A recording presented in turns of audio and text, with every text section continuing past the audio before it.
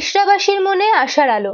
হাওড়া ডিভিশনের হাওড়া ব্যান্ডেল শাখায় রিষড়া স্টেশন লিমিটে লেভেল ক্রসিং গেট নম্বর 3-এ সীমিত উচ্চতার সাবওয়ে নির্মাণ সম্পর্কিত কাজে 25/3/2026 অর্থাৎ বুধবার থেকে 29/3/2026 অর্থাৎ রবিবার পর্যন্ত ডাউন এবং আপ এবং রিভার্সিবল লাইনে 5 রাতের জন্য ট্রাফিক ও পাওয়ার ব্লকের প্রয়োজন হবে। ফলস্বরূপ 6-3-501 আপ হাওড়া বর্ধমান মেমু যাত্রা শুরুর তারিখ 25/3/2026 এবং 26/3/2026 পথ পরিবর্তন করে হাওড়া বর্ধমান কর্ড লাইন হয়ে চলবে। স্পেশাল বা দেরিতে চলা ট্রেন এবং নতুন চালু হওয়া ট্রেন বা পার্সেল ট্রেন বা টিওডি যদি থাকে, ব্লক চলাকালীন যথাযথভাবে নিয়ন্ত্রণ বা পথ পরিবর্তন করা হবে। যাত্রীদের স্টেশনের পাবলিক অ্যাড্রেস সিস্টেম অনুসরণ করার জন্য অনুরোধ করেছে পূর্ব রেলওয়ে।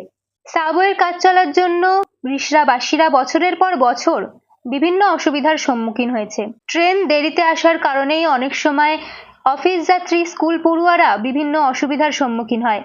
এছাড়া রেলগেটে বিভিন্ন সময় প্রচুর যানজট দেখা যায়, যার কারণে পথ চলতি মানুষেরাও বিভিন্ন সমস্যার সম্মুখীন হয়। তবে সাবওয়ের কাজ শুরু হওয়ার কারণে রিষড়াবাসীদের মনে জেগেছে আশার আলো।